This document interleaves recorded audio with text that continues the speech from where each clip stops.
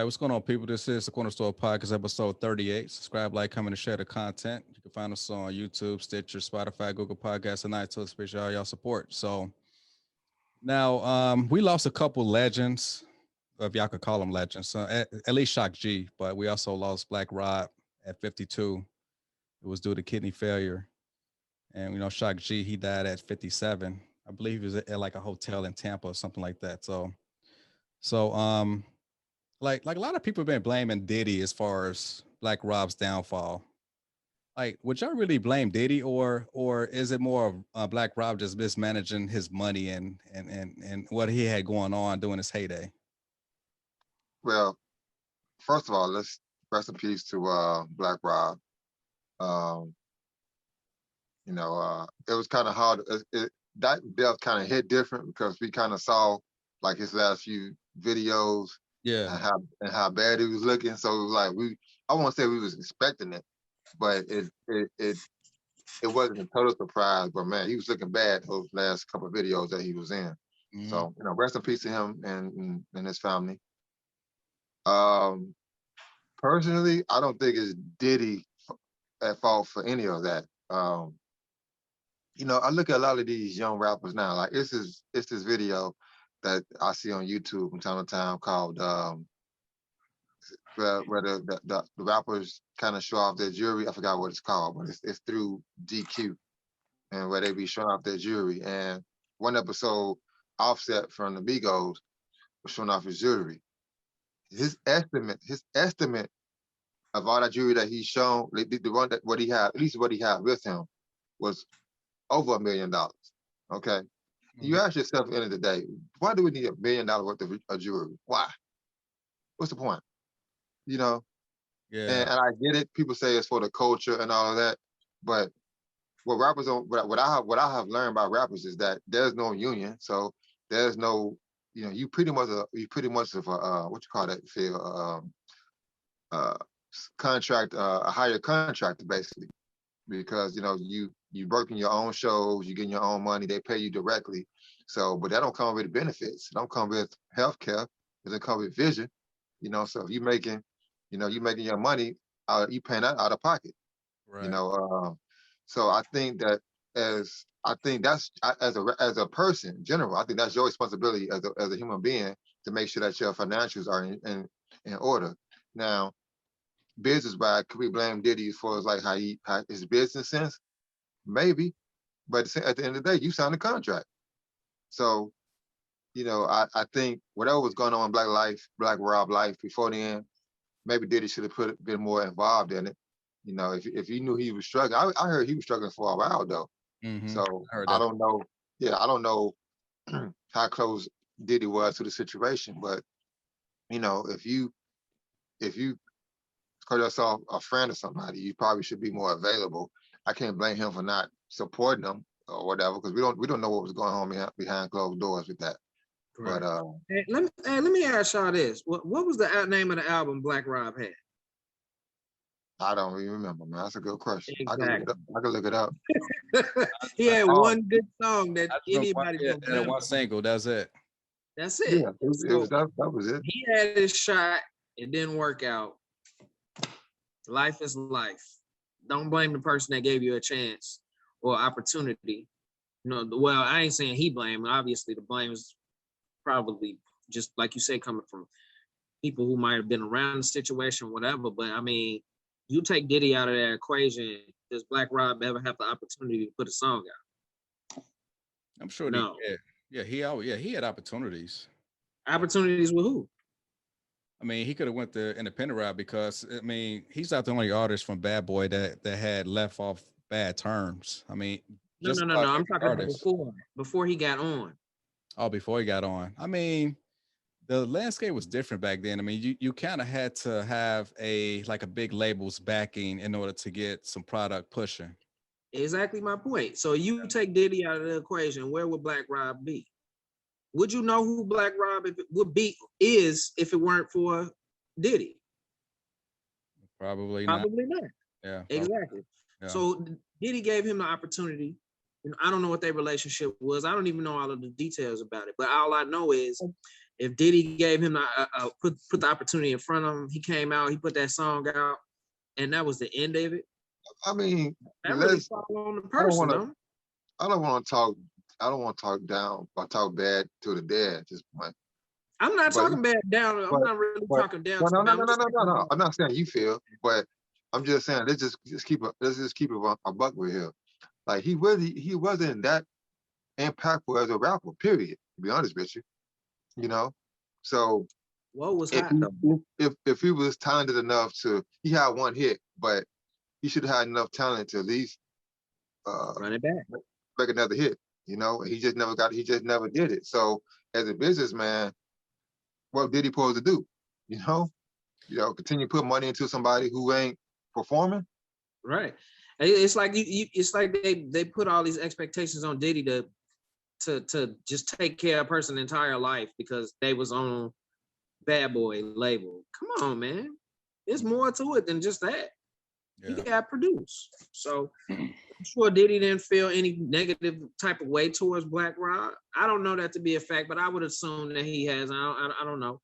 But I mean, he gave him an opportunity he wouldn't have otherwise had. Mm-hmm. He put him in a limelight that he may have never, been exposed to had he not dealt with Bad Boy. So he had his moment in the sun.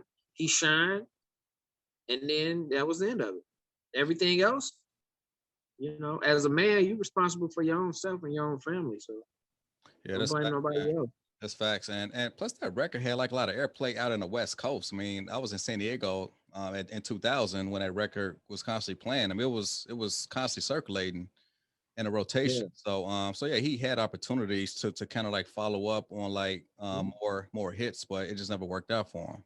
Right. And back then, you got paid the same way. You get paid for shows, but you got paid for albums. You don't get paid for singles. You know what I'm saying? So you put a single out, that's just to get you out there. You can make money touring and getting in front of people, but you can't get on stage in front of people and sing one song.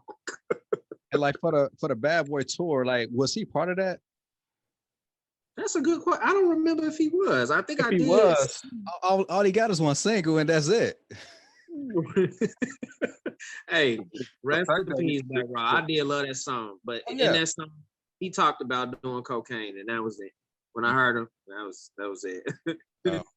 Wow. In that song, he was talking about doing blow. So. Mm-hmm. Yeah, hey Nelly, you mentioned about how rappers be like flaunting and buying unnecessary jewelry, and like shit, Uzi, he did it one step further. He put like a gem in his head. Yeah, gem in his head. I think that they said it was worth like $20 million or something like that. So I doubt that. No, it was legit. It was? Yeah. But he just making himself a target. Like any major city that he goes to, some goons gonna be looking for him trying to get that gem out his head. I think he took it back out his head. Can we talk about that for a second? Yeah.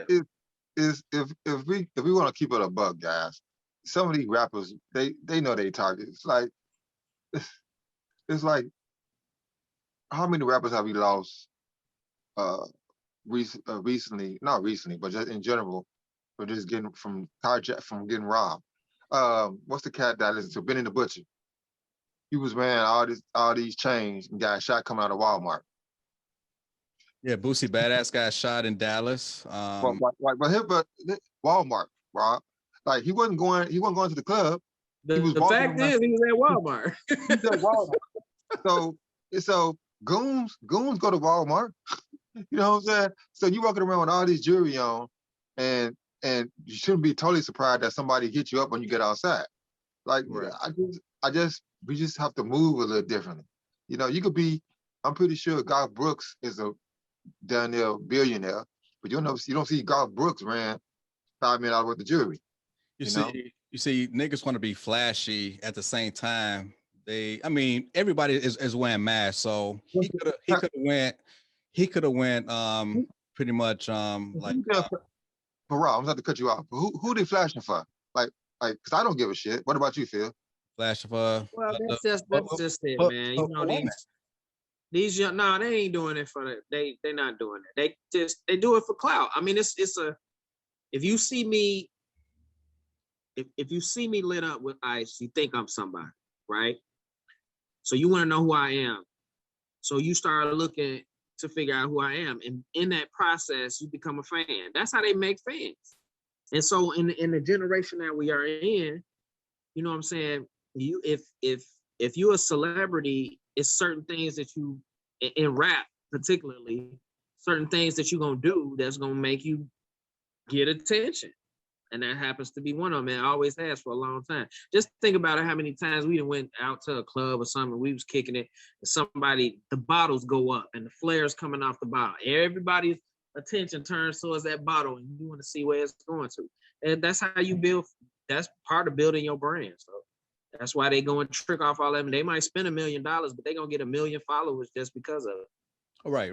Think about how much attention Uzi Vert got just for him putting a stupid pink diamond in the middle of his head. Millions and millions of people now want to know who this idiot is. Because you got people just simple like that. That's all. Yeah, it's a lot of simple-minded people, and that, you know, they're gonna continue to be sheep. And that's fine. That's okay for them. I mean, we sitting here talking about it, so we can't even say nothing. Yeah, you got a point. I mean, yes, they do want to gain more followers, because if you gain more followers, then yeah, you could kind of monetize your IG, your Facebook, your Twitter, all this. I get that, but at the end of the day, the root of all this attention is for the woman, plain and simple, right? Yeah, I mean, to some degree, I don't even know no more, man. I don't even be feeling like they do this for females anymore. I just don't. I just, even if it is for the woman, guys, I just don't feel like it takes 13 chains to get your point across. You know what I'm saying? You can have one nice chain and be classy with it, but like to have 13 chains, to have two watches on 2 wrists. Yeah, I've seen that. That is pretty dumb. But I mean, it's just for attention, man. I don't know if it's limited to just, I wouldn't even say it's just for women, because with fame, that's gonna come. Right. I saw a video with Lil Baby. That nigga had rings on every finger. It's like at some point it become overkill. So you have to kind of move differently. And you get surprised when somebody hit you up and take your jewelry. You know, it's just, I think we have a big. I like that kid though. Yeah, I do too.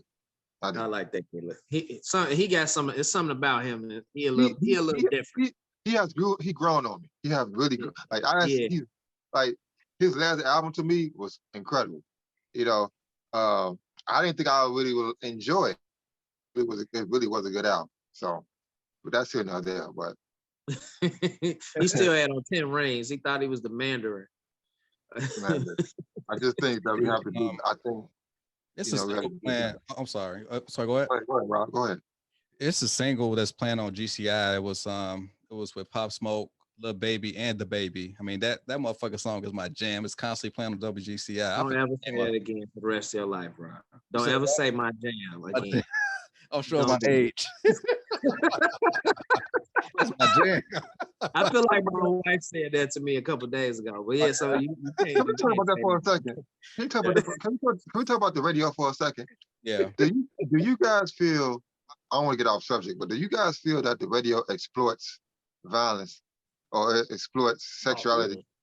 Look, dude, I listen to the morning shows and various morning shows, and they always talking about all this controversial shit that's happening in police shootings and black kids getting shot and all this kind of shit. As soon as they stop talking, what are they going to play? But listen, what are they going to play? Get It Back in Blood, nigga. or no, like Throat Baby. Throat Baby. Yeah. My 13-year-old girl got to hear Throat Baby on GCI talking about giving head. Or you got what's the other song that's out? It can't come to me right now, but they play all the time. 2 Chainz, Gray Area. Now, granted, I like the song. I'll be ramming to it in the car. But they played on the radio. Are you guys familiar with the song? No. I haven't heard that one yet. Right, he was like, when he was like, I'm old enough. That's the name of the album. The song is called Gray Area. He was like, old enough to be your daddy, young enough to fuck your mama, young enough to fuck your sister. That's the hook. He in the That's South now. You in the South now. no, man. They play it on G. We They ain't play it on. we ain't wilding that much there up in Kelly. Chicago. Kelly, Yeah. respects. His name used to be Titty Boy. Yeah, Titty Boy. Yeah, exactly. But I like the song, but why do you gotta play the song on the radio? Like, you know what I mean? Like, he cursed the first couple words in the hooks. It's all about old enough to be your daddy, young enough to fuck your mama. What do you say? Young enough to fuck your sister, young enough to fuck your auntie. I ain't messing with your granny because I zigged her out them zannies. That's the hook. Wow, 2 Chainz. Now that's the clean version. Yes, that's the explicit version. I heard it on the radio the other day, and he's trying. The hook was going. They was cutting out the hook because he was cursing throughout the hook. Yeah. And so it was just like 5 words in the hook. Right. Oh, when he say "oh enough to fuck your mama," it just say "oh enough" and then "mama," and then it keep going on and on. Right. But these kids hear these songs and they I'm pretty sure their parents playing the uncut version. You know what I'm saying? They don't know the words. You hear it on the radio, and I think the radio has a responsibility. They control the narrative. You know what I'm saying? Well, I'm not saying folks don't own the radio stations. They just employees. So their bosses are pretty much kind of like calling all the shots as far as what's going to get played. Right. What ads is going to be played. And I mean, as long as they get listeners, I mean, most of the young people listen to the radio, right? Who listens to the radio? I don't listen to the radio at all. Oh, I mean, I'm old. Not true, I'm old. Radio, but I would assume it's still young people since they kind of catering to us, that young crowd. I doubt it. Somebody obviously listening to it because they playing it. Old folks. Yeah. I don't think young folks listen to radio. I think they listen to they got a set, they got a playlist on Apple Play, or they got a playlist on Google Play, or they on Spotify. I think because I'm old and I don't listen to radio at all. So I'm on YouTube Music. I have my play set and I play my play set all day. Mm-hmm. So the radio to me is kind of obsolete at this point. I mean, it is, but we having a conversation about, is it inappropriate for people who listen? I mean, to me, it's like I say, every morning I get in the car, I hop in, listening to Ricky Smiley or whoever I'm listening to, and they'll be talking about this and talking about that. And right now, I won't say Ricky Smiley because they got a different demographic, but if I flip the station, they'll be talking about the same things. Man, we got to stop this killing, we got to stop this shooting, y'all got to do better, blah, blah, blah. And then you turn around and you get it back in blood. You know what I'm saying? It's like, that's a complete, it's blasphemous what you're doing. You know what I'm saying? It's undercutting everything that you're saying as a radio personality when you following up all this heartfelt, emotional energy you putting out here, and then you turn around playing all of these songs about shooting and drugs and killing. Come on, man. When we was growing up, we was listening for it to come on the radio too. Mm-hmm. You know what I'm saying? But now it's just too much access for these kids to, get more of this content, and then they don't know what to do with it. You know what I'm saying? They taking it out, taking it religiously and literally, and actually living out a lot of this music that they listening to. So yeah, I don't think it's a great idea. I turn that shit off all the time. I mean, look how TikTok has changed music. You got all these little girls now looking at these challenges. What's the challenge? What's the other challenge with the silhouette challenge?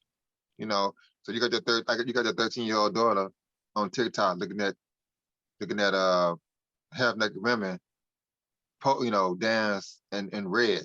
It just, maybe I'm just getting old, fellas. I don't know, man. I think because we had ratchet stuff back in that day too. So I don't want to be that guy and say, we didn't have ratchet stuff, but I don't. But did they ever play Tip Drill? Did they ever play Tip Drill on the radio? Yeah, they played Tip Drill on the radio. Yeah, they did. Okay. It was just video, was just that explicit. So. Yeah, but you got to think about it though. Like that was a lot more, and during the time that we was younger, it was a lot more limited time frames that you would hit at. Like you only hear after 9. You know what I'm saying? Those later hours in the day. Now you wake up in the morning, the first thing you hear when you get in the car is some shit. You know what I'm saying? Like, it's no limit to it. So, and that's part of, appropriating the culture and hip hop being as big as it is, that you're gonna hear it all day. the same time, you know, it is kind of irresponsible because while, you know, we going to work, a lot of people are going to work taking their kids to school, and they are listening to the radio. Right. Not to cut you off, Phil, but it's funny that you mentioned the school situation. One day I was out working, and a young lady drove past me with 2 kids in the car, blasting um, WAP with the kid, and they were singing every verse. That figure. You know what I'm saying? And I felt it was funny, but I thought about it. It was kind of sad because like the 2 little girls in the back seat mama was going singing every word. The girls in the back seat were singing every word. I'm like, wow. Did we but it's about a month ago about WAP, about how I was Hey. my disdain for it, and y'all was defending it. Cardi B don't even play that for her kids though, man. Right. But I'm saying in the proper context, you can listen to the song and enjoy it. Well, that context does not involve children. I feel I was listening to Nas the other day, and I forgot what song it is on a new album when he started the song off and he's like, bitch.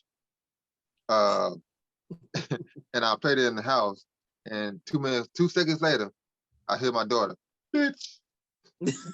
Damn, and that's from Nas.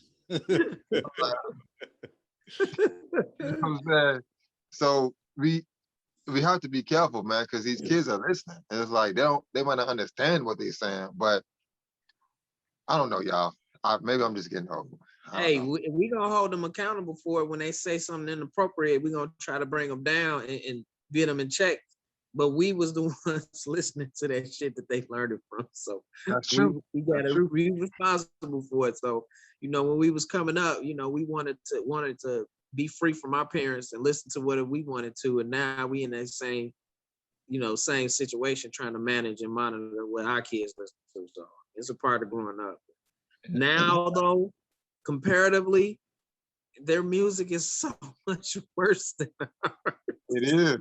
Everything is cursing, titties, ass, shit, fuck, let's have sex. I swear, you cannot listen to the radio and play one song that ain't got no sex or guns in it. It's just not possible. You got to put it on V103 because when I take Chloe to school, like by the time we leave out, that's when they playing a nephew Tommy's like prank phone calls. And then once that's over with, it may be on commercial day. I may put it on WGCI. And there was this one time they played Rihanna "Sex with Me." I was like, oh shit, I gotta cut this shit off because I don't want Chloe singing that damn song. Yeah, or then they'll go to Trey songs, or they'll go to. I mean, it's just every song is unavoidable. Mila, she likes to sing. All them Geico commercials, especially the one with the with the song "Scoop." There it is. Yeah. She sings every single commercial, so it's like she picks up songs quickly. So I definitely have to watch while I play around her. Just, not that she know what she's doing, she don't know. She don't really know any better. But right, I would just be embarrassed if we out in public and she's singing "Wet Ass Pussy" and Kroger. You know, I'll be embarrassed personally. You know, but right. Because we're gonna be judged for it. You know what I'm saying? We go out and that she go to school and start singing, and we, you know, teachers, they don't know the circumstances where these kids learn this stuff. They're gonna immediately blame us. Now listen, my parents didn't play really. They didn't play secular music. They didn't play that in my house. I listened to most of my stuff outside the house when I started going to high school and I had friends. You know what I mean? So I kind of learned music on my own as I went through life, you know. So I can't say all parents that their kid listen to that type of stuff because my parents didn't. But I still like the Tupac. I had the Tupac double album, All Eyes on Me. I still had the Snoop album. Yeah, and I don't got you all know when Snoop came out, man. People was like that album was horrible because he was calling everybody bitches and hoes. Right. You know, and so we had our day. So I don't want to be the parent to say, okay, you can't listen to that because it's bullshit. At the end of the day, I listen to it. You know, Pac was on replay all the time in my house when I listened to it. So I don't know, fella. That's a hard one for me. I think we can move on from this. I think I want my kids to be able to have the freedom to listen to different music, but just when they get older, maybe I can just explain to them more. I don't think it's getting any better, to be honest with you. Okay. You don't think it's getting better or better? I mean, because there's a handful of rappers out here that make the good music, but they only play the stuff, they don't play the ratchet shit. So They only play the ratchet shit. Absolutely. What else? Yeah. you know, so as parents, it's our job, I think, to introduce them to, good music. I owe that old school now is going to be the Jodeci's and the You can't SWV. expect your kids listen to You Jodeci. can't even play Jodeci. Jodeci hey, was the worst of our generation. but listen, freaking you is probably as close as it gets. But there wasn't as vulgar as some of these kids that what's the Pretty Ricky. Like Pretty Ricky was like very vulgar with that music. But there was vulgar compared to some of these music field, Jodeci is a church choir for real. Nah, I wouldn't go that far, man. I mean, Jodeci, Hey, man. Forever My Lady, Rob, Love You for Life. So all that music wasn't ratchet. Not all of them. They were viewed as the more sexual group at the time. Yeah, of I course. mean, and they had Come and Talk to Me wasn't a ratchet song. Okay, that was cool. And with Casey and JoJo, like All My Life, I can play that in front of my daughters. Yeah, it's like that is cool. certain songs, yeah. I mean, But like most of these artists now, you can't really play their albums in front of your kids. Okay. yeah. Not now. I mean, we have some stuff that we could listen to, but even our parents considered a lot of the music that we heard from Jodeci and TLC and some of them groups then, like they considered them vulgar. By far, if they were listening to what we got to listen to with our kids now, they would fall out. I mean, yeah, you're right, Phil. Like TLC, Ain't Too Proud to Beg. I mean, we all know what that was about. Right. You know what I mean? But Yeah. but when the song came out, maybe we didn't understand exactly what it was about then. But as we got older, like, oh, that's what they was talking about. Right. Right. So I think, I mean, even age ain't nothing but a number. yeah. We thought that was a harmless song. R. Kelly. Any R. Kelly album in a night. The whole 12-play album. The whole 12-play album was a soundtrack to my life as far as sexual. Yeah. It was a soundtrack to my life, man. So we listened to that stuff back in the day, and we ain't worse for it. So I guess if kids listen to this stuff now, they might not understand it until they get older, but they gonna sing it because it's on the radio all the time. So you still got to do your job as parents at the end of the day to teach your kids morals. No, I don't think music should lead your kids down a path of drugs and all that type of stuff if you're doing what you're supposed to do. Yeah. Yeah. Hey, put a bomb on that shit. Drop a bomb on that motherfucker. So, y'all. Next topic. We kind of had a bittersweet moment earlier in the week in which, as the Derek Chauvin verdict was coming in, there was a shooting in Columbus with Makia Bryant, in which she was about to stab a woman in pink. So, like my initial reaction as far as seeing the actual camera footage, I thought it was a good shoot. It was unfortunate, but it was a good shoot because she was literally about to stab this woman. And what was unfortunate is that to me, I feel as though that this girl's parents literally failed her. For one, she was in foster care, and if you look to the right side of the frame of some man kicking a woman, supposedly that was her father. So for a man to kick a woman while the officer of the state is arriving on scene, that lets me know that he really don't have any respect for authority. He fits the profile of like a homosexual or like a bomb, or he don't have any. Who you talking about? The Makia Bryant video. No, like her father. Yeah, if you saw the footage, I haven't watched the video. Okay, well, it was like a like it was like a man like assisting like the girls. Well, yeah, he was assisting his daughter fighting, right? But it was some lady who fell to the ground and then he kicked her as the officer was arriving on scene. So I was like, what's up with these dudes in Ohio kicking women why they to the ground? Because Kareem Hunt had a video that came out 2 years ago, which just saw him kicking a woman while she was on the ground when he was in that hotel. So, but yeah, as far as the whole grand scheme of things, as far as like this girl, she was a victim under her circumstances, as far as like being in foster care, and she didn't have any positive reinforcement in her family. And for the simple fact that as officers arriving on scene, she has a knife about to stab a girl, and unfortunately, she was shot for it. So, what y'all think about that? I have absolutely no reservations in saying she got what was coming to her. If she was the one who called the police, why was she in the conflict? She should have stayed her ass in the house. If she was that young and that amount of much of a conflict, her dad had to be out there and be present in the midst of it, then they were all just irresponsible, in my opinion. You know what I'm saying? And from the police officer standpoint, I feel like this is one of those situations where I feel like I feel shitty for the police because of everything going on. You know, there's a big spotlight and a big eyeball on every activity that takes place, but you know, behind the shield. And while I don't agree with 99% of the shit that happens, this situation, this is not no Black Lives Matter shit. She had a fucking knife and was gonna stab that girl. That girl, one of them was gonna die when this happened. It could have died. Either she stabbed the girl if the police didn't shoot her, and the girl she stabbed dies, or the police officer disables her by shooting her. So this was a lose-lose situation. There was no winning that was happening, and they have yet to, at this point, as far as I know, provide details about the current condition of all the other people who are involved in this fight.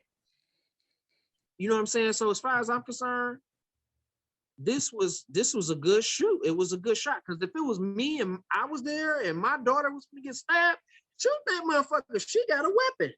That's hey. Unfortunately, how old was this girl? 16? What the fuck 13. Are you doing? What in your life at this point? If it's not your family, are you protecting at 16 years old that you outside with a knife trying to fight somebody? Take your stupid ass in the house. Yeah. Where's your parents? Why has your parents got you out in the midst of this? And while I'm at it, I'm going to go ahead and take this L too. I take this L. The little Hispanic boy that was out at 2:00 in the morning. It's called Adam Toledo. 13 years old with a gun in the alley. Yeah. I feel bad that he was a young boy and he was killed.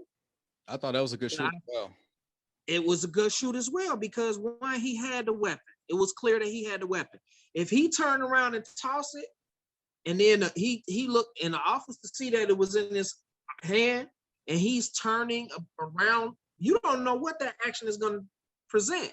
So one, why the fuck? Where's your parent? Your mama has nothing to say. In my opinion, at this point, your mom cannot vouch for you because one, if she was doing what she was supposed to be doing, your ass would not be outside at 2:00 in the morning with some known thug in the neighborhood. That was the first failure. Right. You know what I'm saying? The second failure was whoever he was with, being, you know, several years older than him, was probably some young gang affiliated shit. At that point, he put himself at risk by associating himself with gang members. You know what I'm saying? That's something, unfortunately, most of us at this point, you know, we either have experienced or could have experienced. But when I was 13 years old, ain't no way in the world my mom was gonna let me be outside on 2:00 under no circumstances. His mom was probably at home getting high, drunk, partying, some dumb shit. So he lost his life because of the failure of the people around him. Right. That's always well against as far as like bad leaders in your household. Yeah. You know, if you're not set up for success, then yeah, stuff like this will happen, especially in the inner city. So yeah, what you got, Nelly? And this is what, and Phil kind of touched on it, but this is what I'm gonna just speak for us as far as Black people go. I can't speak for Hispanic. We're gonna touch on that in a minute, but as far as Black people goes, we're so quick to and I want to say this respectfully, but we're so quick to always we are Blaze, but too quick to protest and all that when we have these shootings. And by the way, Phil, it's a good shot because they released that video not even 24 hours before after they even did it. So they knew it was a good shot because they released the video so quick. That was the first sign. That was the first sign.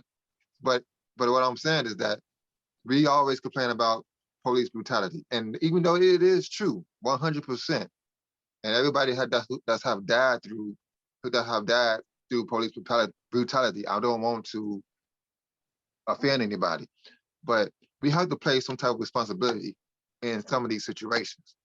And you can't expect the cop to be 100% perfect when you don't got your house in order.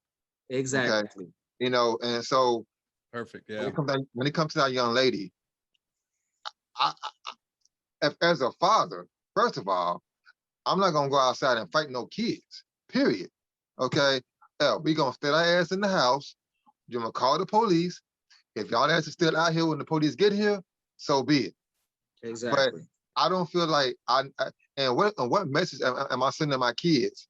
You know, somebody gave her the knife. Somebody knew, and one of the parents knew she had a knife. What did you think would you think any good was gonna come out of that? And let's face it, the video said that the little still shot said it all.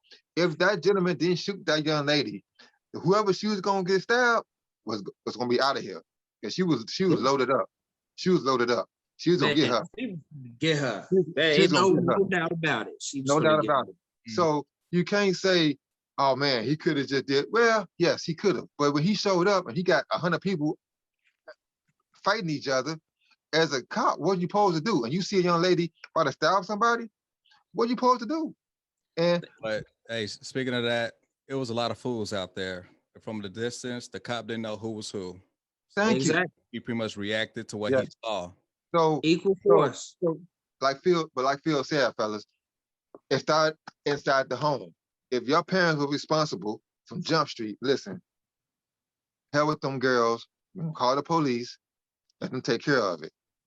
You going outside and trying to play contemplate the Avengers, it's not going to change the situation. Young lady dead now, and as you know, and as parents, we have to listen. Our kids are kids for a reason. Somebody have to be the adult in the room, and the young lady lost her life, and I feel bad for that. But parents have to take responsibility. Back to the Hispanic kid, any 13 years old, if as a parent, if I don't know that you in the house, that's an ass whooping for me. That's an ass whooping. Exactly. Ass whooping. 13 years old, outside at 3 o'clock in the morning, and I don't know where you at. Oh no. Nah. So, like you said, Phil, where's the parents' situation? Where's the parents' responsibility in the situation? And then I don't want to hear it. All they're gonna try to do. He's not a good kid. He's a good kid, and I couldn't do anything. I couldn't do anything for him. He was such a good kid out in the alley at 2:30 in the morning. Come on. Thank you. What was he gonna be? What was he gonna do? He probably was waiting for somebody else to drive. I'm tired of hearing, and I want to be respectful as possible, but I'm tired of hearing some of these kids, moms and parents, talking about he was a good kid. Good kids don't be out at 2 o'clock in the morning with guns. Period. They don't. Yeah. And we all have grown up in the hood. I ain't never been out at 2 o'clock in the morning. Mama, whoop my ass. Period. At 13? What the fuck, dude? How the fuck I'm getting there? First off, you know what I mean? So come on, y'all. It's like out the house that late. Right. Like, listen, I'm all for police reform, but we all have to play our roles. Period. We all gotta play our roles. Parents gotta be responsible, man. We can't always blame look for somebody else to blame for our failures. And these are situations that could have been absolutely avoided by good parenting. You know what I'm saying? And making educated and smart decisions. If you're gonna call the police, why are you gonna go outside and confront the people you're calling the police on? You know, that's just not smart. If you're a parent and you know that your 16-year-old daughter is getting into conflicts with multiple people, not one, not two, it looked like it was about 15 people outside. Right. That means that they was going into a fight. Why didn't you grab her by the back of her head, tell her to sit her ass down and wait for police to come? Bad parenting. You know what, guys? Leadership. Yes. 1 second, Ellie. Yeah. It's as far as like, yes, there's like a lot of trauma in the Black community, but that's why we have to become better leaders, better mentors, because we don't know how to do conflict resolution. There's no way that the cops should have been called up Rob, if there was competent adults in the area. Yeah, I Rob, agree. Rob, I was 2 days ago on one of my blocks on my route, and I see them every day. It's maybe a good 10 of them that's there in the house, but most of them are young ladies that have little kids, and I'm pretty sure the mama or the grandma stay in the house too. Every other day, they all everybody out there, the mama, the grandma, the mama, look, the daughters, all fighting somebody on 2 blocks over.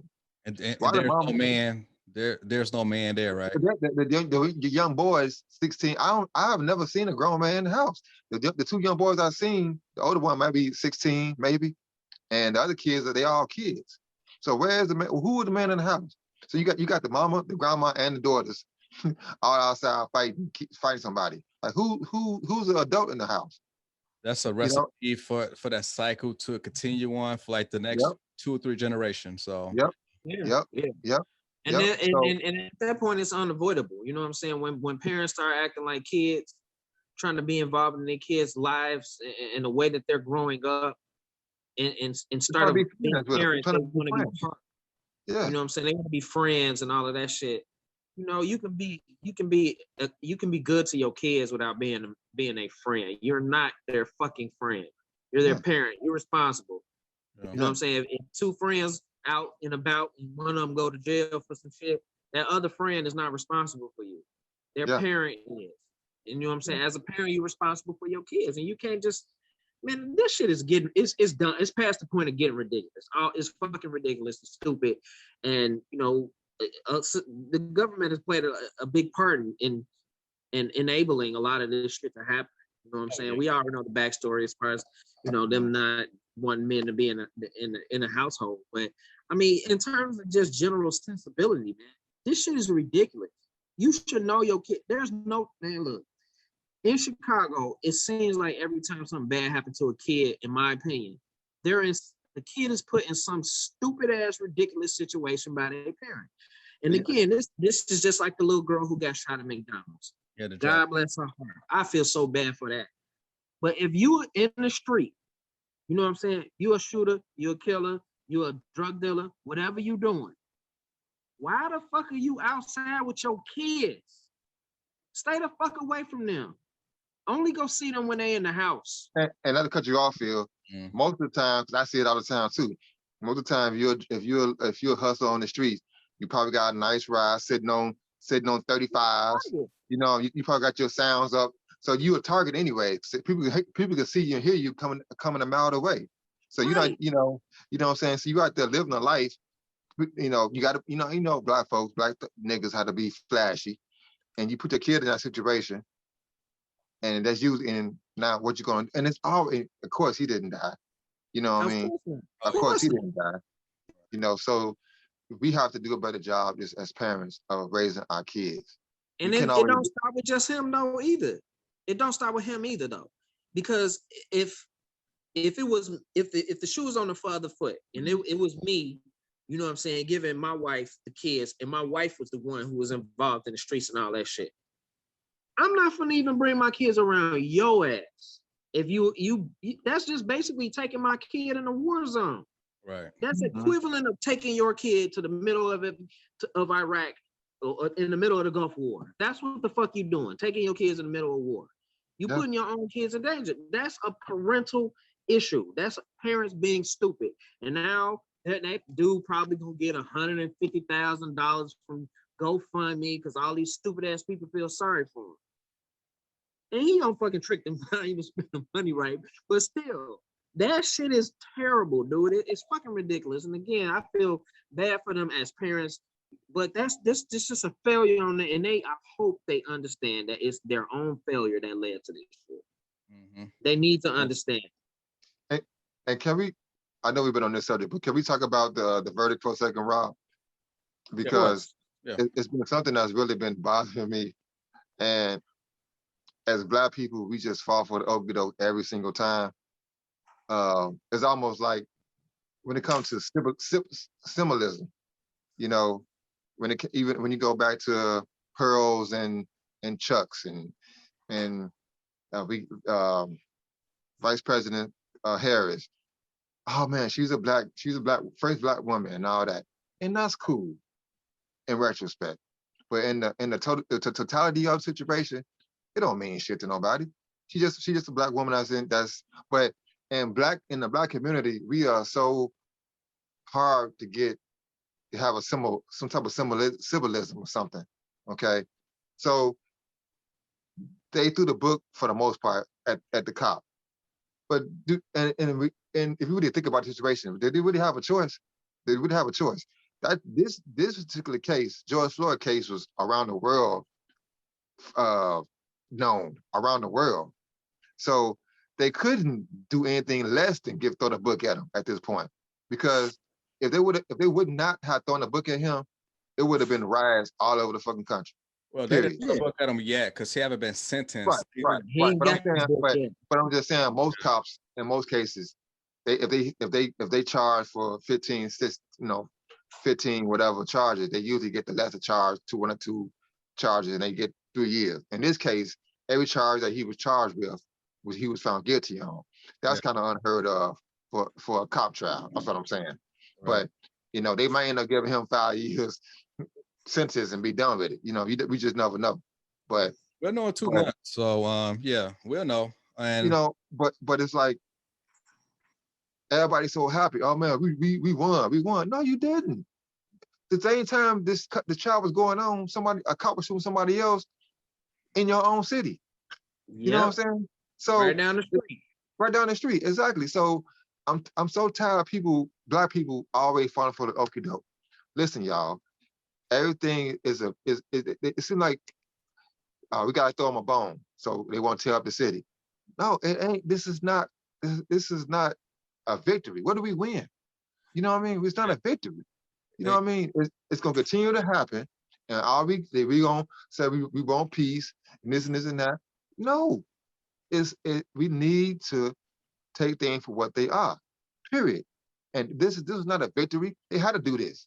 They had to, for the sake of the city, for the sake of the country. Yeah. They had to. You know what I mean? So, but I just think black people so get out. I just think they wake up sometimes, man. Because like I said, it ain't gonna change anything. If anything, it's gonna make things worse.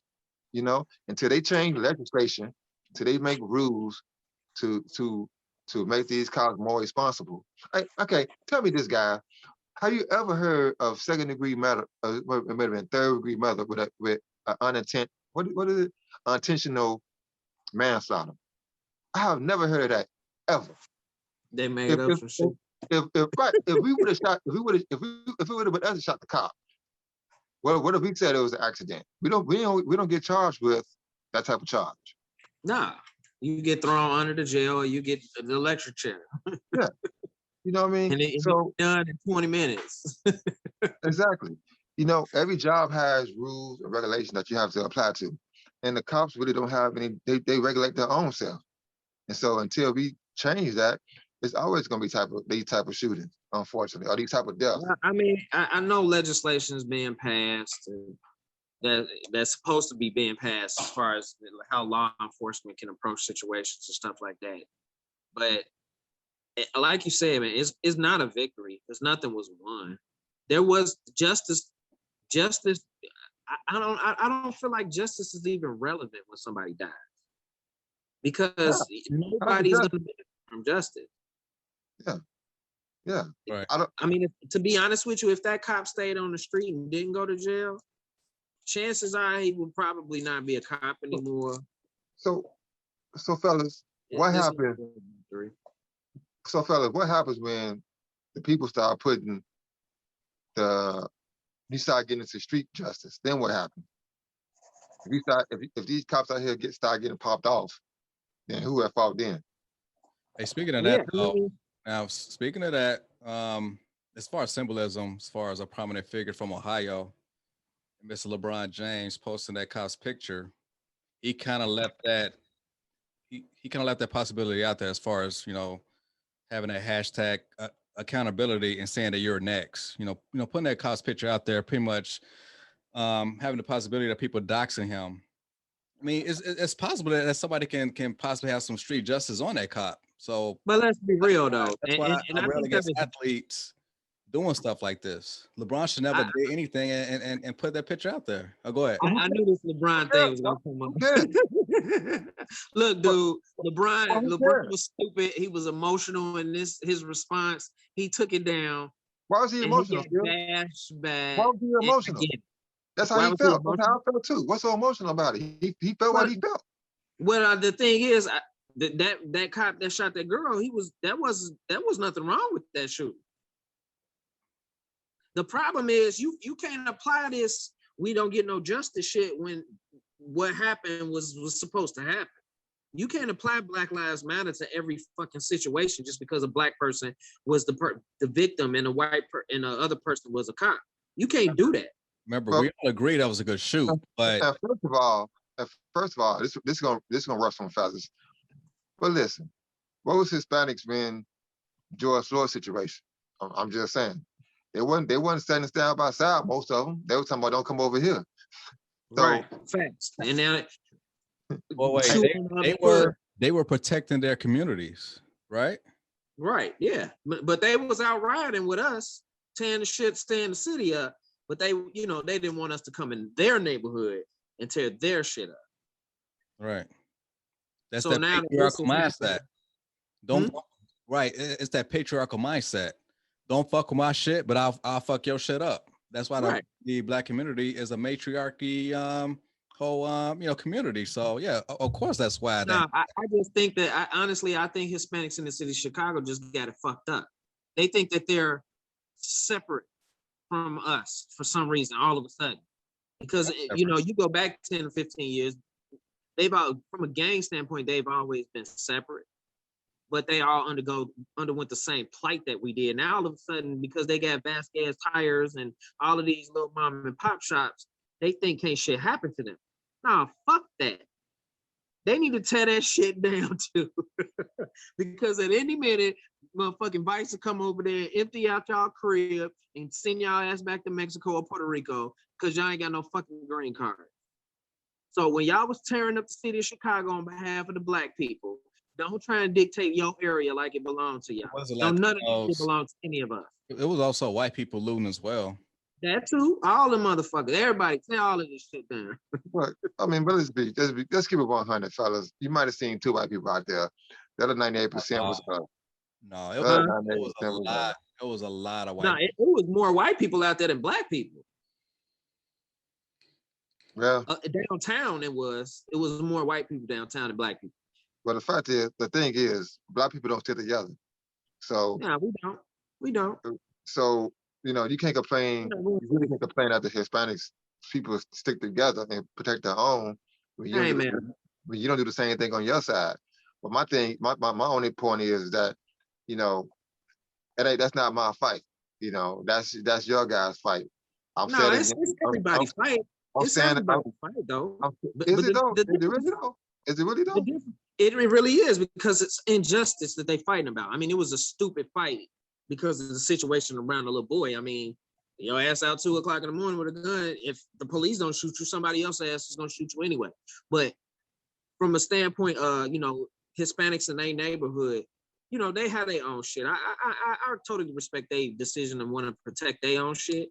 But the shit in our neighborhood, none of that shit belong to us. Right. So don't feel like we tearing up our neighborhood. We're not tearing up our neighborhood. We're tearing up other people's shit that's in our neighborhood. Because none of it really belongs to us. Your shit belongs to you, that's fine, that's great. You don't want to tear it up, that's fine. But don't join us in tearing up the shit that's in our neighborhood and make us feel like we bad for doing it. Because ain't none of that shit ours to begin with. You know what I'm saying? But when you say is that our, it is. It's all of our fight because it's happening to us the most frequent. You know what I'm saying? And it lends to our benefit if we're getting support from other nations and other other nationalities. You know what I'm saying? We're not gonna win the fight with no help. It's just, we're not gonna win the fight anyway. But we certainly have a better chance if we have help. And what I have noticed, and I think it's probably going to be that eventually at some point, a lot of Hispanics are starting to move into the black neighborhoods. You know, if you go down 55th, if you go past 55th and Ashland, you know what I'm saying? They pretty much got all that area at this point. On the other side of Ashland, it's more, it's still pretty predominantly black, but at some point, we're gonna be living right next to each other. So we all gotta do a better job of I can't be mad for the Latino community for being at one. I'm kind of jealous to a certain extent because I don't know what it's gonna take for us I to understand come. I get it. I don't know what it's gonna take for us to get together and It's to just move the needle. hopeless. Huh? I said it's hopeless. We need to You give think up on that. Find some other alternative. You think it's hopeless, Phil? Yeah, For black people, yeah, it Yeah. is. it's hopeless. It's hopeless. It's pretty much hopeless. It's hopeless because they making our black women or like our race captains or commanders. They putting black women on Time magazine and Rolling Stone magazine saying that they're the actual warriors of the community. I mean, we already at a handicap if they're gonna go that route. We And we then- don't have no basis for growth in this country. And then the scenery that we do get for black men, i.e., Lil Nas X or is always in a very negative light. Every now and then we get people like DMS passing, of men that actually get their just due. But for the most part, black men is kind of shown in a very unmasculine way a lot of the times, and Yeah. it's either killing somebody or negativity for the most part, and that's up to us to change that. I don't think we're ready to get to that point yet, but we got to change the narrative at some point, or that's what it's going to be. I mean, we always talk about how it starts at home, but I mean, we really need to disavow the institutions that make us think the way that we do. You know what I'm saying? These are our kids, Phil. These are our kids. These are our kids. So no, I get it. I mean, I mean, what institutions are you referring to, though? One of them in my opinion, one of the most significant ones is church. That's one of our oldest institutions in all of our neighborhoods. Okay. You know what I'm saying? We come up thinking, appraising a power that we can't really justify only in belief. And it ultimately translates into our belief that other things are going to be the only thing that can aid us in terms of our own individual growth. We start off thinking, oh, only God can do this. Then we go into this mindset that, well, only white people can let us do this. And it just continues on from that point. We're not instilling in ourselves that we have the power as the people who we are in order to achieve any goals without some outside interference. We're not bred to believe or think like that. Or the better thing would feel to say we always looking for white people acceptance. That's the same thing always with looking for Jesus's acceptance. It's the same thing. Yeah, black people got this trope of wanting to be like pet niggas. Like people exactly. People want Mr. Drummer to be their daddy. They want to be under white leadership all the time. But I always preach this earlier as far as like it starts from home. If it's like the more you have nuclear families, the more you got competent masculine leadership in your home, then yes, you definitely got a chance as far as your kids, growing up and being pivotal pillars to the community. So yeah, it starts from home. But it started home. I'd agree with that, Rob. But also, as far as the grand scheme of things, you need money too. You need financial structure. The black community as a whole have never really been on a solid financial structure. If you look at every other race, Asian, Latinos, whites especially, because they own half of the wealth in the world anyways, they can, just they say, for instance, as far as like being a community and coming together. I listened to something recently, and they was talking about the marijuana situation and how there's a group that used to own Jim Beam, the liquor, right? Mm-hmm. Anyway, they sold Jim Beam's. They knew a lobbyist. They knew somebody. They lobbied. They paid a lobbyist to go to Springfield or go to the government, Springfield, when they found out that weed was going to be legal at some point. They changed the rules. They made the rules so they can get the business. And no one. It's not a coincidence. It's not a coincidence, guys, that we don't have any black distilleries out here. I mean, I'm sorry, weed dispensaries out here. It's not a coincidence. The white man jumped onto it. They made the laws to make sure that it was incredibly hard for any black people to get the weed dispensary because they sold Jim Beam, the company, for $17-some million. They said marijuana alone in March did over $100-some million in sales in March. Mm-hmm. So you can't tell me that there's no black businessman out there that can get a dispensary at this point or get into the business. So until we get our financial footing in point, I don't think there's anything that black folks can do, period. We have to get our financial power to the point where we can make changes. And then you can that money talks. So once you start seeing this money, you can start lobbying for different rules and laws to be made in our favor. That's how white folks stay in the power. That's how white folks stay in the power right now. They change the laws. They change the laws to protect them and to help them financially. Like Robin Hood, right? When the GameStop situation happened, white folks been doing that forever. As soon as they found out that everybody else knew the trick, they chose Robin Hood that once a stock get to a certain situation, you can't continue to buy. Got no more shares. You can only just exactly. Yeah. That was because the white man knew that they've known that secret for years, and that's how they got rich. So it's always going to be something that's going to stop us. We'll never be able to get to the top if we wait on the white man to accept us. So at some point, black people have to come together, get their financial structures together, be organized for one, to make any type of significant change. And right now, we bottom feeders. We just feed off whatever they give us, whatever they threw at us, whatever floated at the bottom of the sea. Listen, guys, here we go. Food stamps, child support, all the high end services that we need to give it to us and tell us to shut the hell up. You welcome. Meanwhile, the white man over there making $100 million a month in marijuana sales.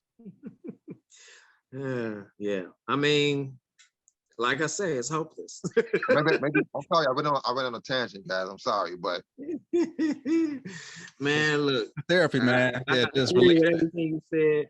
My only rebuttal to that is that, you know, the infrastructure that we need to build, it has to be self-sufficient. It can't rely on government interference. It can't rely on financial acceptance from other institutions that don't belong to our community. Simple as that. We can't keep relying on or turning to or expecting white people to have anything to do with us, because they're only going to have something to do with us when it benefits them, and that's rightfully so. And we have to think the same way. We shouldn't have nothing to do with them unless it benefits us. But we don't commonly operate that way. We live our lives to benefit other nationalities. The money we spend it because we want to look good, but we're not paying each other to look good. We're paying them to look good. And they're making millions and billions of dollars off of us. So until we change the way we think in terms of what we place value into, we're going to constantly be in this same fucking situation. It don't matter if we raise our kids to be perfect citizens in the United States of America. That shit will make zero impact, because there are very rich black people right now who are very great citizens in America who aren't doing shit for the black community. Simply put, there's enough wealth in basketball, football, baseball, and any other supplemental sport for there to be a nationwide improvement for the black community, and it's just not there. It has nothing to do with white people. It has to do with our initial mindset. You know what I'm saying? Our social, our mind being warped by infrastructures that were put in place by white people hundreds of years ago that we still fall victim to. And that's why it's hopeless. And that's see. I don't want to say it's hopeless, Phil. I just think that it is. Just accept that it's hopeless. I don't want to think it's hopeless. I just think I just think that it's a situation of just changing your mindset and changing the way you do things. You know, that's Man, it. look, if you change the way you do things, that's great. But if we're not out here trying to change the minds of billions of people, it's insignificant. We don't have anybody from field. We don't have anybody. That's my whole point. We don't have anybody in power.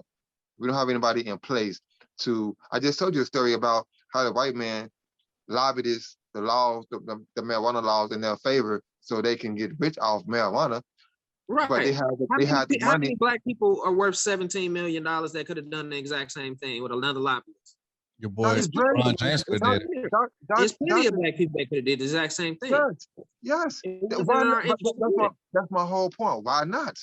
Because it didn't involve gold chains and diamond earrings. That's why.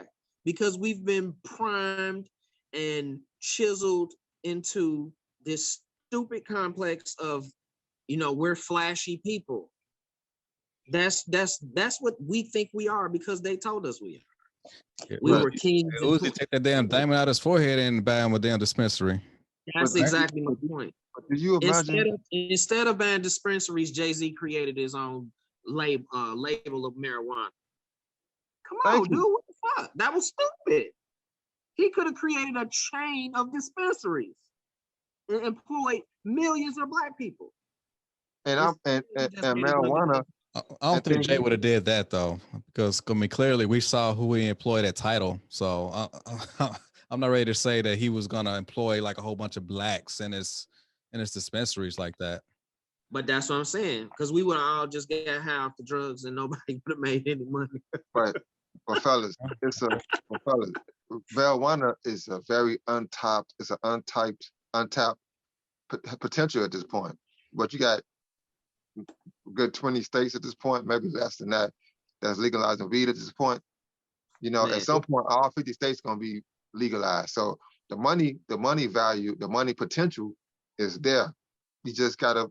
We missed that boat now. It's all about cocaine again.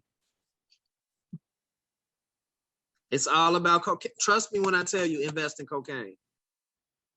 I'm telling you now, invest in cocaine. Invest in. As a federal employee, I can't do none of that. So unfortunately, I'm kind of out of that loop. So yeah, I think I'll pass too. All these years, we was taught that marijuana was a gateway drug, right? So that means if the whole country finna all be high as hell, listen. Eventually be looking for the next high, which is cocaine.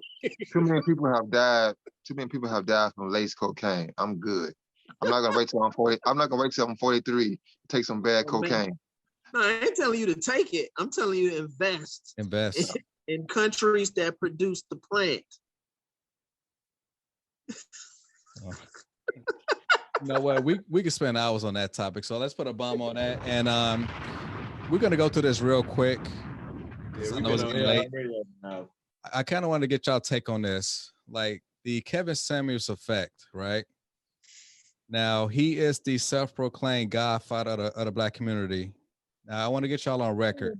Do y'all think that Kevin Samuels is a net positive, or is he a detriment to the black culture? Listen.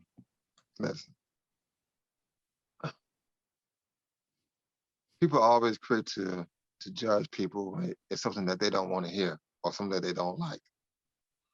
Personally, I agree with a lot of what he says. What I would push back on is maybe he should talk more from a female point of view, but I can't really judge him for that either because he's a man, so he's talking from a man point of view. But a lot of what he said, and I'm assuming you're talking about the Joe Budden video, right? Was kind of true. We have talked about this for a minute about how black women can be very loud and very forceful and very demanding of taking a man's place as far as like being, what's the word I'm looking for, guys? Being masculine. Yeah. And so a lot of the things that he said in that interview to me made sense. But at the same time, black men in particular, have put ourselves in that type of situation too. You know, we have put in women's minds that you got to look a certain way. You got to feel, you know, to be accepted. Or you gotta meet some man who gotta have 6 figures. We have done that to women, and that mental. So even though what he said was true, on the flip side, I think men are responsible for the women of the way they are. You know, the government have changed the laws, but you can't have a man in the house if you want government assistance. You know, if the man ain't taking care of their kids, you know, we put them on child support. You know, we got so many factors as a black man in the community that we got to go up against.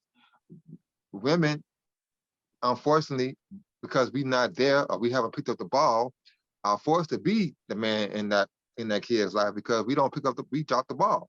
So we have to accept that and just say that men have dropped the ball. You know, I'm not gonna sit here and just say that all women are the reason, the root cause of it all. They played their part, but a lot of it because we haven't stepped up as men. Period. I mean, period. Point blank. I don't want to get myself an L over a choice that a woman had made. But think about it though. Think about it though. Man, but you're saying that I'm part of the blame for her choices, right?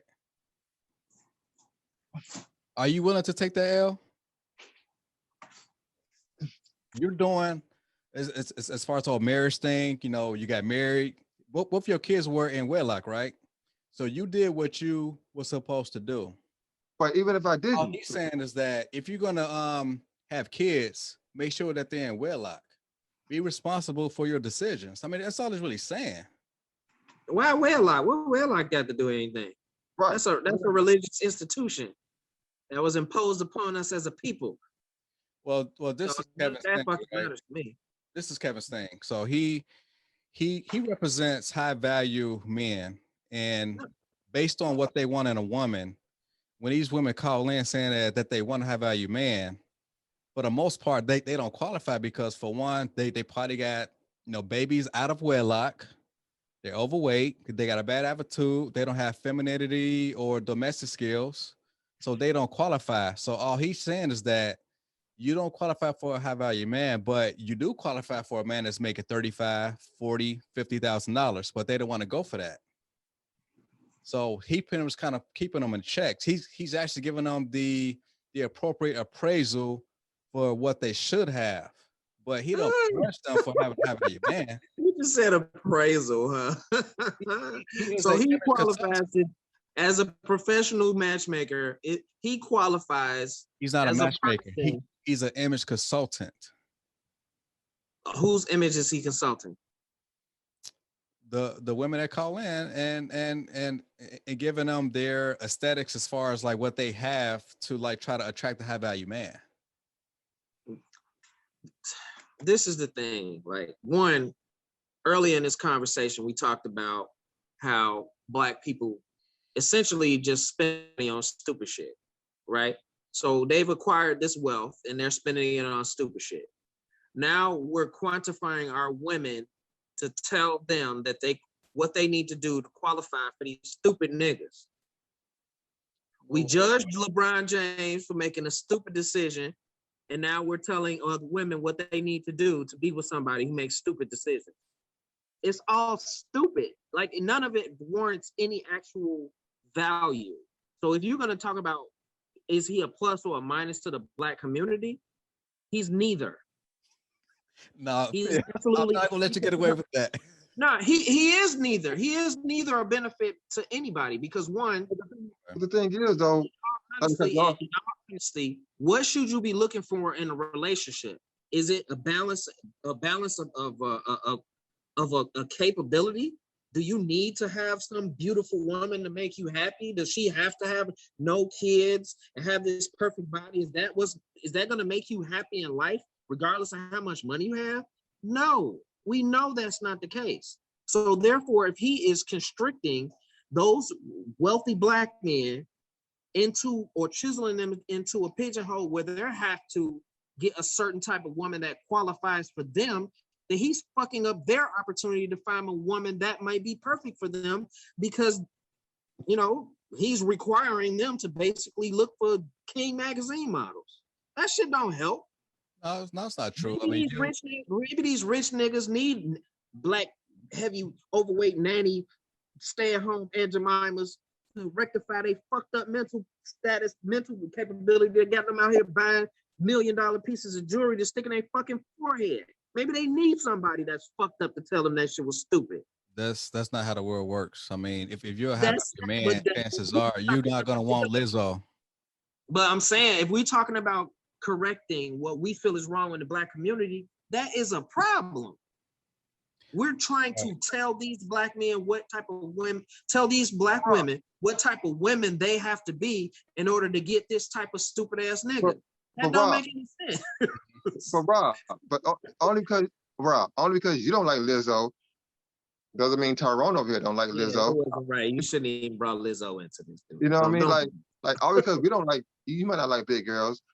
Tyrone over here might like big girls. So I just don't, you can't, when it comes to relationships, I think you can't, it's not based off of science. It's based off emotional direction, it's based off chemistry, and it's based off what does person bring to your life.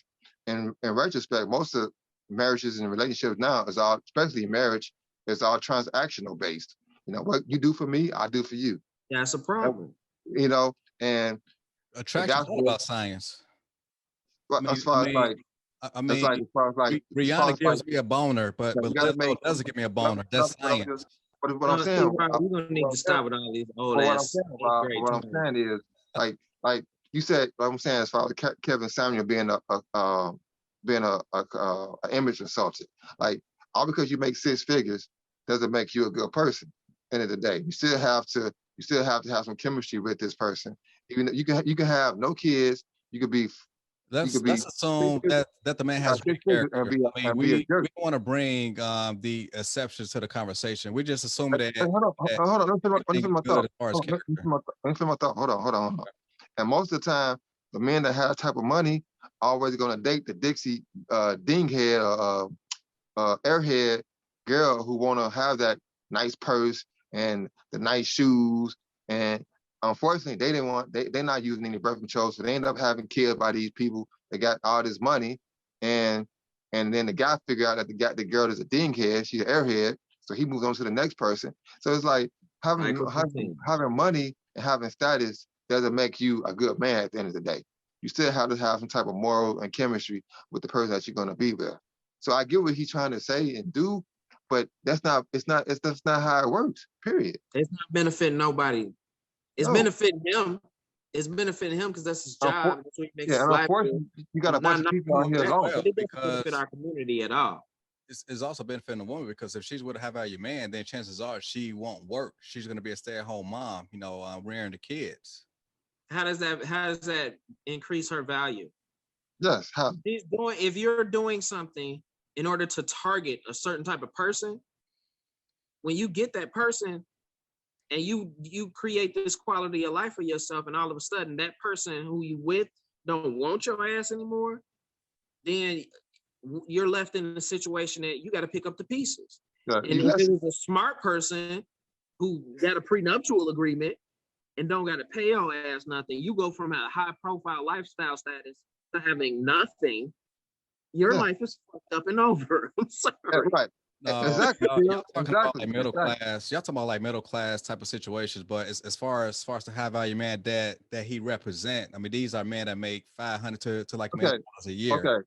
So if they get a divorce, then their life is not going to change. But Rob, perfect example. What's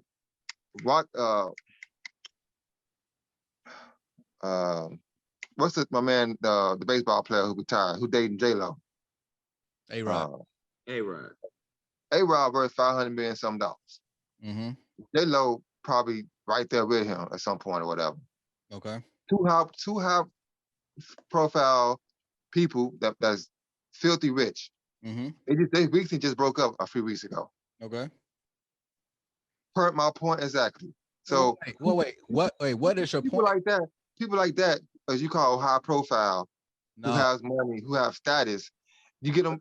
They both have status and profile, but they don't have any chemistry. They don't have anything that's gonna keep them together but money. no, like J-Lo, she's her own brand. So as far as like a woman bringing something to the table, like as far as that type of money, I mean, Kevin don't cares about that. Like it behooves like a high value man to like get with a woman who don't have like a lot of baggage like that. So like, that's why a baseball player wouldn't like have an issue marrying like the Hooters girl, but they would likely stay away from like the PhD or the high profile doctor because they just got so much going on personally. But it's just better if you get with a woman who don't have that type of status like that. That's why. So let me ask you this: you asked if he's a plus or negative in the community. What community is it that you're asking about? As far as his talking points and the way that like black men think about these situations, so like is like a detriment as far as like the whole red pill information getting out into the mainstream? Like, do y'all think that like that's beneficial to us or no? Do we think it's beneficial that he is out here coaching black women to manipulate black men? No, he's not doing that. That's exactly what he's doing. He's giving them all of the keys to the house. Have you listened to his content? I've never listened to him. I've only listened to you talking about him.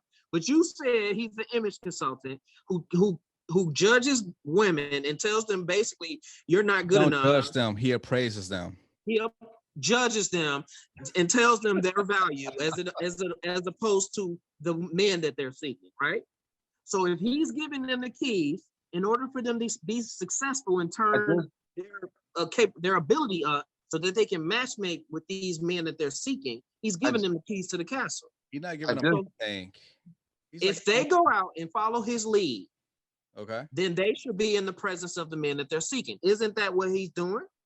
For the most part, they not even surrounded like around these men. They don't know these men. They not in these men's circles. Not currently, but he's telling them what is wrong with them, right? Or why they can't be in the presence of these men, right? Right. So if he tells them what's the problem and they fix the problem, they should then be able to be in the circle of these men, right? He's not gonna tell them how to fix the problem on Monday, and then by Friday they had everything figured out. It doesn't work that way. Obviously not. But if I give you the keys to success, right, and you take advantage of those keys and open the doors that they're for, then technically you should be able to be successful in this scenario, right? If she did like the hard work in order to attract a high value man, yeah, kudos to her. Okay, so if she did this purposely with the intent of being around a high value man, then she's manipulating the system. If they have, because she wasn't supposed to be in the first place. Okay, let's not even use the term manipulation. She's putting herself in a position to be around these men, right? Ain't that's what every woman wants? I don't know what every woman wants. I know what my woman wants, and she got what she wants. But what I'm saying is, you high value man though.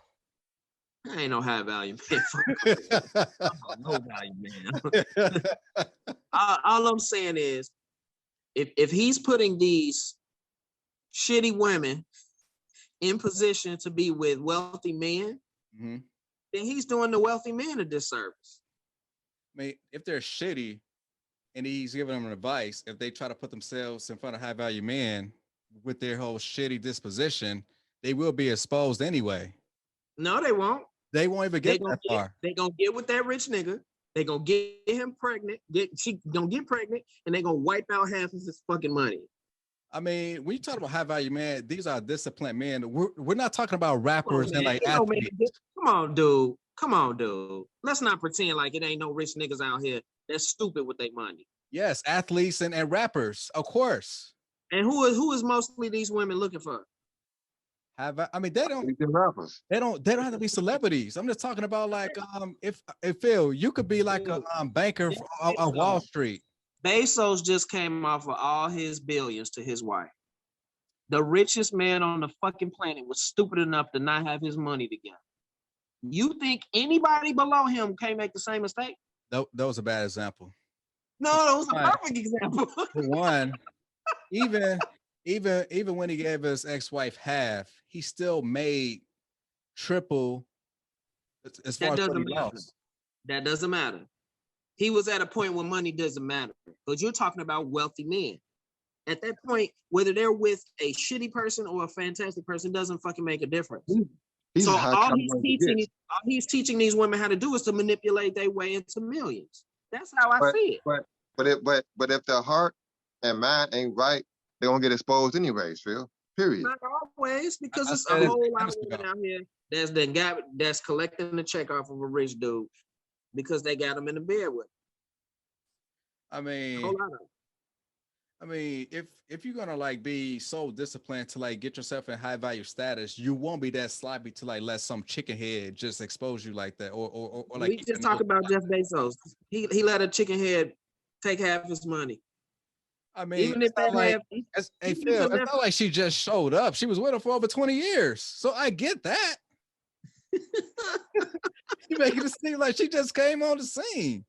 So she couldn't have been manipulating him for 20 years. No, I don't think Dr. Dre, he almost lost all his shit because he was sloppy, getting emotional. Huh? How was he sloppy? Well, he managed his way out of that situation, but he almost made a mistake. I'm saying like what do you do? Like, how you manage his way out of the situation, Phil? Well, I don't know if he was smart in the moment, but when he tore up the he took a copy of the prenup, but he had the original. The copy of the prenup, right, to send a message. So maybe he was smart enough knowing that didn't make a fucking difference. But in the emotional moment, that's his way. That was his way of showing how much she mattered as opposed to everything else. So even he was susceptible to making a stupid mistake. That could have cost him millions of dollars. Yeah, but as a high value man, he was disciplined enough to like have his ducks in a row. Right? Yeah, but he wasn't disciplined enough to now not be dealing with somebody else's baby mom. She tried it though. She tried it. Huh? Oh. Right. And he messed with not a Marion, but is it a Marion baby mom? Marcus Houston baby mom, one of them. He messing with one of that baby mom. Marion. Yeah. April Jones. These niggas be stupid, man. I mean, them Hollywood chicks get passed around, so I don't care about none of that shit, man. Yes, you do. That's this whole conversation is about. April Jones. Look at another example, fellas. Like, wait, 1 second, Natalie. April Jones had a baby with a Marion. So she is amongst those circles. So she is around high value men. Same way Sierra had a baby with Future. She is surrounded by high value man, and she married Russell Wilson and had 2 kids with him. So yeah. So I mean, Sierra, you can't say Sierra because she's self-made. Look at Kanye and Kim. Yeah, they was both wealthy to a certain degree, and then everybody get a divorce. So being high profile don't always mean that you can have a successful relationship. Period. But I never said that. Your guy is putting more women into the circles of these wealthy men to aid in continuing the manipulation that has led to April Jones situation and Kanye West situation and all of these other millionaire situations with them having fucked up relationships and losing their money. I mean, all of these are like exceptions. I mean, these are like musicians. This is normal. Rob, you can't say it's an exception. This is normal amongst people, wealthy people. You just said these women get passed around in Hollywood. That means it's normal. Right. So you can't say it's the exception. He's putting more people into that pipeline, basically. Right. Well, at least April Jones qualified. Sierra qualified. Kim K qualified. These women that he talking to these now women know what that they need calling to do. Kevin, they don't qualify because they have these negative baggage in their resume. Yeah, but they can get rid of negative baggage. You can't get rid of babies. You can hide them. Had a whole. Let's not act like we don't know women who hide their kids. Come on, man. I mean, look at you sound Drake. Like look at Drake and his baby mama. Exactly. What about her? Who is she? I'll wait. And that baby, he didn't know he had a kid. No, I knew he had a kid based off of him and Pusha T beefing. Yeah, I found out about that situation. But I'm So saying though, she's basic. She basic though. okay. I'm saying is she having her kid? From him. If he didn't know he didn't know he had one, yeah. I mean, it's hard for women to have their kids versus men having their kids. It's two different standards. How's that? Rob, what planet do you live on? I mean, Do you know how many thoughts flock to Vegas and Hollywood on vacations and leave their kids back at home with their mom, their grandparents, so they can go out here and trick off and try to meet basketball players, fuck them, get pregnant, have another kid, and then take half their money? That is like normal. That happens all the time, right? Yes, like you can. And then all of a sudden they found you that can big have ass kids for a weekend doing a girls trip. Yes, you could do that, but it's exactly. Kevin Samuels is putting more women like that in the pipeline. He's giving them the keys to the castle. He's telling them, "Oh, you fucked up. Yeah, you got all these kids. You got a bad attitude. Okay, I'm gonna go home and get my attitude together. I look fucked up. I'm gonna put some makeup on. I'm gonna go to Vegas and find me a basketball player." That's what he doing. That's easier said than done. Cause come on, it's not easier said than done. We done been to Vegas. We see how I show up during the fight weekend. Okay, Phil. If you was worth $100 million, right? And okay, if you were worth like $100 million, you single, no kids. If you in Miami doing spring break, you get all these thotties, coming at you. Like, would you be so undisciplined and like not strap up and not put yourself in a situation which you're gonna be vulnerable and like allow yourself to like just shoot up the club and get some random chick pregnant? Like, are you not that disciplined? You're asking a 42-year-old man. No. I mean, even if you was 25 or 30 years old, like, would you be shooting up the club? No. Okay, no. Yeah. No, I would be absolutely be irresponsible. And you would too if you was 25 years old. No, I was always strapping up. So see, I was disciplined. Nah, you also didn't have $25 million in the bank where you probably felt like you could pay off AIDS, nigga. These dumbass kids out here with all this money thinking they could buy off AIDS. Nah, I ain't gonna get AIDS. I'm gonna pay it off. Mm-hmm. Oh, man, y'all fools crazy. Man. Look, man, let's be honest. Let's be honest. When it comes to people getting money ahead of schedule, I'm gonna say ahead of schedule because your mind is on the schedule. And if you get something ahead of schedule, you're not ready for it. Okay. Basketball players, football players, these young guys, they come out of high school, go to college, get out of college, go pro, and they all of a sudden they turn instantly from eating oodles and noodles to having $100 million in the bank. Okay. That level of culture shock typically is not responded to well by younger people. The leagues don't coach them to be financially, fiscally responsible. They go out here and party. We see what happened with the bubble. You know what I'm saying? With them motherfuckers going in there and sneaking out to go to strip clubs. These motherfuckers not responsible, right?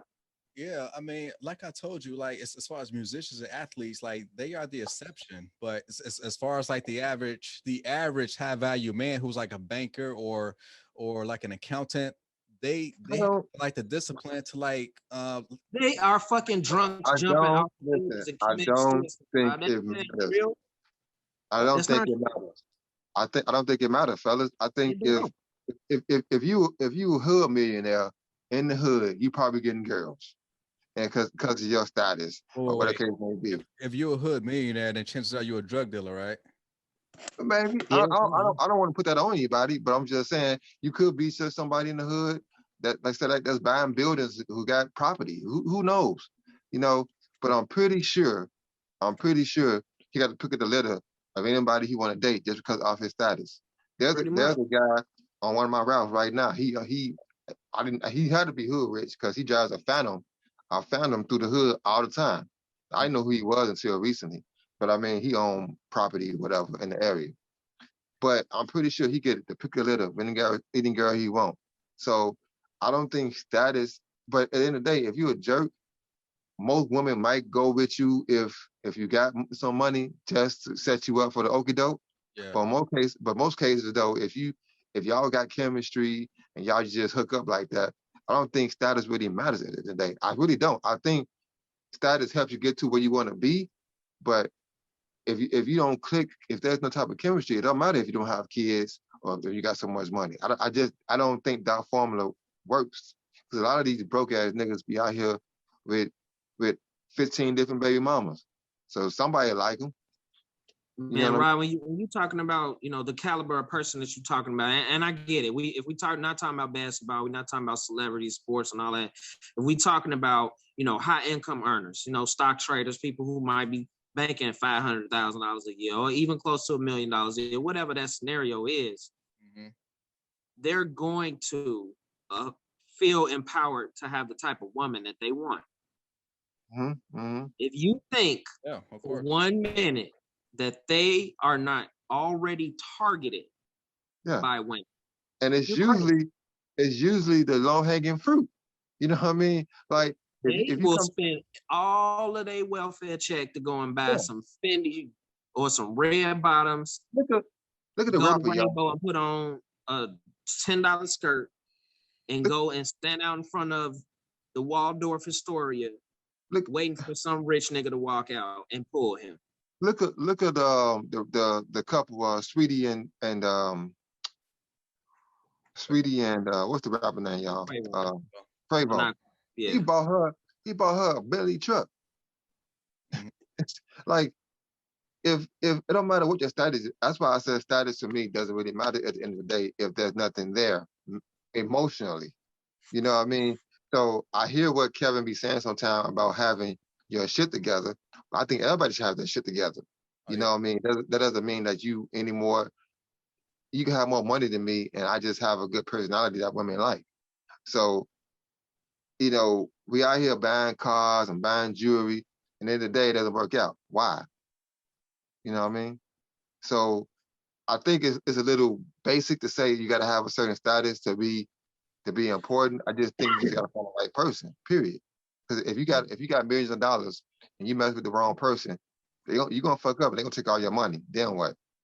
Well, Kevin does push marriage. I mean, that's all he pushes. But as far as like high value man, just like getting with chicks just off of just like a basic hookup or one night stand. I mean, yes, they're gonna likely do that all day. But as far as the actual standard of like getting married, women got to go through like so much of like a trial by fire in order for a man to like get on bended knee and ask for ask for her hand in marriage. So yeah, the woman will like go through all types of things just to make sure that she is vetted enough for him to even marry her. So, but yeah, like a basic hookup. I mean, that happens all the time. I mean, so I'm gonna have to spend a little bit of time just watching this shit. So maybe I'm taking it out of context. Maybe I'm misunderstanding what it is he do. But ultimately, it's still no value to nobody. It's no value to anybody. It's just pure entertainment, a waste of fucking people's time. People get sucked into it because of the attitude he'll take in addressing women, and that shit ain't helping nobody. These bitches still gonna be out here with bad attitudes, not getting married. Okay. All right. Well, let's leave it at that. I mean, that was an eloquent rant. I'm fucking tired of this conversation, nigga. I'm going to bed. I drop a bomb on that. Well, I will. I'm gonna do this quick beauty of the week. All right, we do that. She is a Emmy award-winning host from the Winnie City Lab show. She's from LA, but she got family roots in Chicago. Now, currently, her son attends the school that my daughter will be attending this fall. So get the bail money ready because I will be stalking this woman. Wow. Ladies and gentlemen, beauty of the week is Miss Val Warner. Yeah, buddy. Yeah, she's a beautiful woman. I'll give you that one. I've seen her in person. She stays in University Village in Pilsen. Okay. Yeah. Okay. So, she legit. Oh, yeah. Yeah, her daughter is nice too, by the way. I always liked her, so. All right, y'all. It's been a late night, and hopefully we'll see y'all next week. This is the CornaStore podcast signing out. See y'all later. All right, now. Later. Bye, y'all. Bye. Peace.